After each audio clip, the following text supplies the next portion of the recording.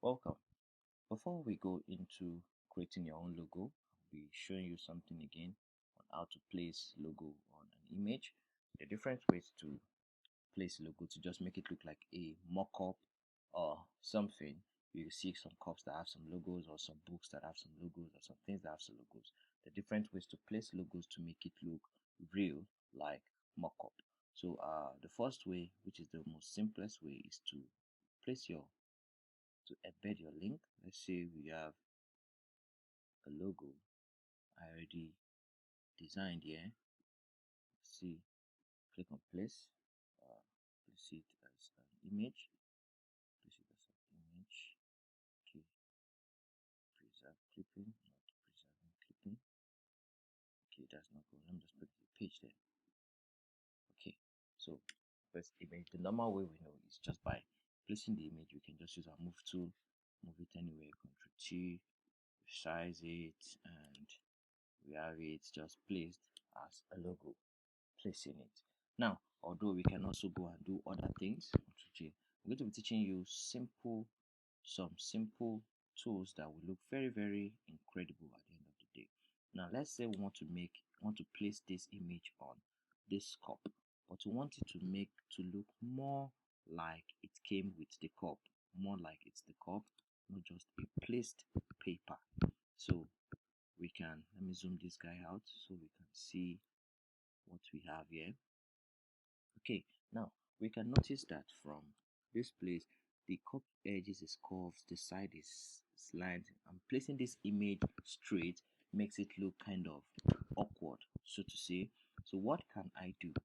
I can use some tools called, you go to the edit, sorry, you go to the, yes, you go to the edit, you go to the we can come to transform. We come to transform. The first thing I want to do is make sure this image is rasterized. Why? Rasterization makes it easy to manipulate the image very well. So I'll go and right click on rasterize image. It's already rasterized, but if it's not, you click on rasterize image. So I can come and go back to my edit, go to transform, and now scaling, we'll just scale it normally. Rotate, we allow it to rotate. Scale also, we allow you to bend the images in different from just like we bent it in the other time. But the image, the one I want to do exactly is called, let me remove this, let me remove all this. The one I want to do is distort, perspective, and warp. That's what I want to show you about. Now, let me come to perspective first. If you click on perspective, perspective helps you to scale it by the perspective, horizontal view, vertical view, um, like this, or I don't know what that guy's doing anyway, or like this. So it just helps you to give it an outline perspective like that. But we don't want that. We want to be able to work with it flexible, so we can come back to our transform and click on our distort. See, what does the distort do? The distort helps you to arrange or determine how you want it to be. You can distort up, you can distort like this. It helps you, it's more flexible, it's more like perspective but more flexible. Okay, so we'll come to the one we want to do, which is our warp. Our warp is a more easier one, a more flexible one. If you come to an edge, you see it makes it like a fabric, like a cloth that you can adjust into whatever you want. So we can go ahead and do that. You see the warp. I can go ahead and make it look something like this. Okay, sorry. Let me size this image very well to be at the center and the top. Okay, so I can come to my edit, go to my transform. Okay, sorry, no layers. I selected, come to my edit, come to my transform and warp. So I can go from here, say click this up, go up a bit, and make this also go up a bit, so that the curve for here can also look similar to the curve here. Break it down a little bit. Okay, let me put a brush ruler to make me know if I'm ruling correctly. Alright, then I can also come and, sorry, I need to do that. Also come and drag this out a bit. I can also drag this guy out a bit. Then do the same for this edge, so it looks straight and curved with the edge here. Can also pop this guy out a bit, so it looks curved with the cup. Okay, I think we're good to go. And let me make this guy smooth a bit straight. Okay, and do it and zoom back out. We see it looks like a placed image, like it came originally with it. That's a very interesting one that we can do. We can also come back and just make it look silly, to just make it look like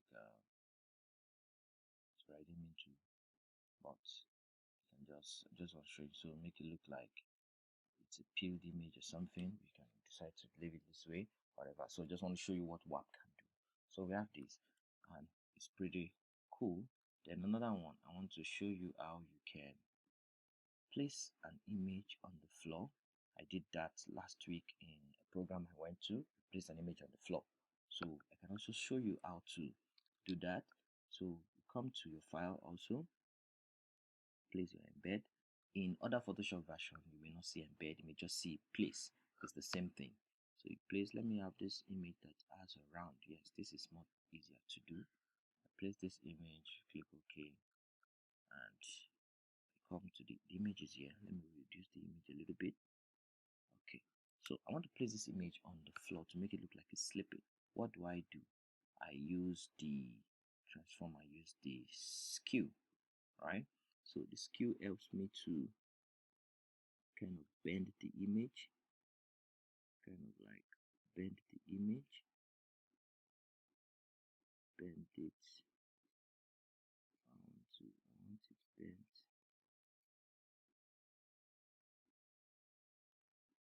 There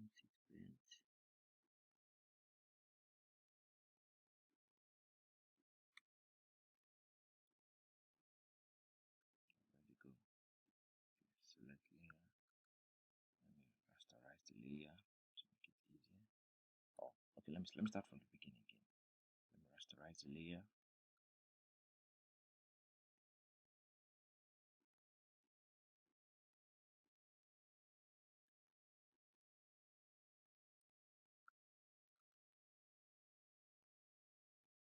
Use distort. Sorry. Yeah, distort rather. No, skew is distort actually. So I can drag this. Drag this guy. I keep dragging it until it looks like it's slipping on the floor.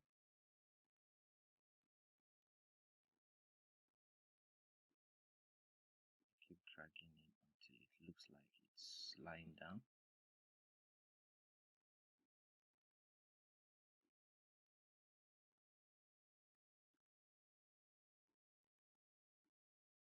Okay, I think it's pretty much looking like that now. This guy needs to come down too. Yeah. Okay, I think it's lying down a little bit now. Okay, yeah. Okay, let's come down, and then this goes up.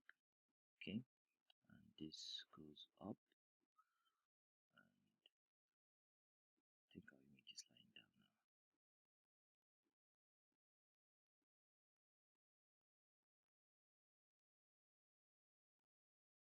Okay, so click on enter, you see it's lying down, and you can just come place it here. And I can even go ahead and go to right click, blending mode, or come down to my FX here and click on the FX, add a drop shadow to it. The drop shadow is too thick. Drop shadow of black, drop shadow distance to be backward. I want the opacity to be light.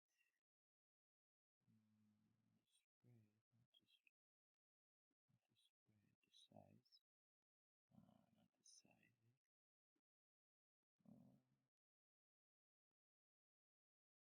Okay, oh, just something, and we have it like this. So we can see we've placed our image on the ground, make it lie down, and we've placed an image to make it look like a mock-up on this guy, and we've also placed a normal image. So we can see from this work we can have our images placed all around our work to make it look like a logo. So when finally design our logo, we can see how we can place the image or the logo on anything we are designing to make it looks like it's good. Okay, so next I'll be teaching you how to remove images from a picture.